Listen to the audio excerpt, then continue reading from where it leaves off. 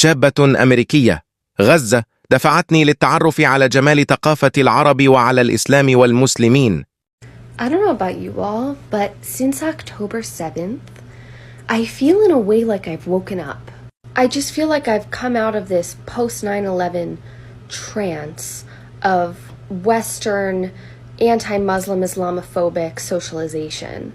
And I always knew that the Islamophobia and the anti-Muslim sentiment that emerged in the West after 9/11 was baloney. I understood because of my involvement in social justice that the wars in the Levant were wars for natural resources, for gas, for money, for land. But my understanding of this was all so passive. It felt at the time like, oh, it's enough that I understand that what the United States is doing is wrong. It's enough that I understand that what Israel is doing is wrong. And I took classes on this when I was in college, and I developed this liberatory politic, and then I just kind of stopped. I stopped reading about the Middle East and the Levant. I stopped studying or researching the Arab world.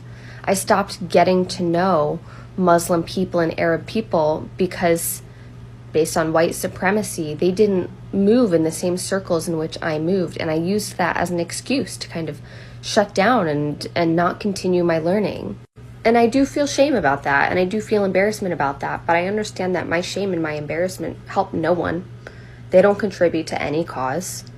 And then October 7th happened, and it kind of lit a fire under my ass of like, girl, you have to go learn more. You have to meet more people. You have to interface with more people. And in the last few months, I have learned more about Arab culture, about the faith of Islam and the tenets of Islam and how Muslim people treat other human beings.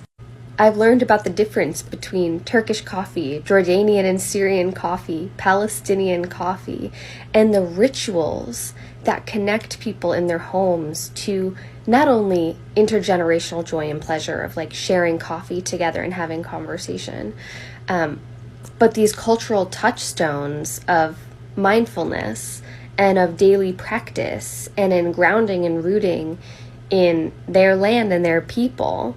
I've learned more about Middle Eastern and Palestinian food. I've learned more about Middle Eastern and Palestinian struggle, the generations, the hundreds and hundreds of years of struggle against colonization and oppression. And I learned these things a little bit in college, but the reading I've done from human rights scholars over the last 3 months has continued to solidify my liberatory politic. And I've made so many friends, like just getting to know Muslim and Arab people and having my social network broaden and deepen and allow me to build this really beautiful solidarity because of the actively seeking. Passivity in social justice work, expecting other people to come to you, to educate you, to introduce you to their culture. I know that sometimes people feel like it's enough, but really it's intellectually and interpersonally lazy, and it took me way too long to realize how intellectually and interpersonally lazy I was being on the topic of sort of Levantine oppression and oppression of folks from the Middle East and folks who are Arab and Muslim.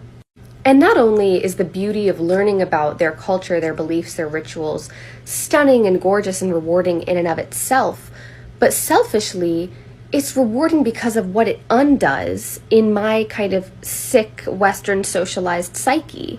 It undoes an anxiety that none of us should have to have about an enemy that's been totally constructed, that is not actually an enemy to any of us, that doesn't wish harm on any of us.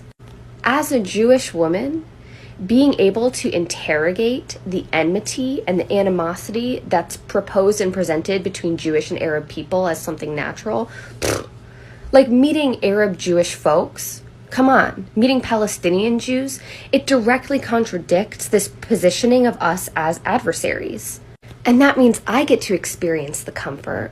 I get to experience the relief of knowing, oh, this group of people who I was taught growing up didn't care for me, wished harm on me and my people. They don't actually do that. And now this little anxiety that I've had to carry throughout my life can dissipate.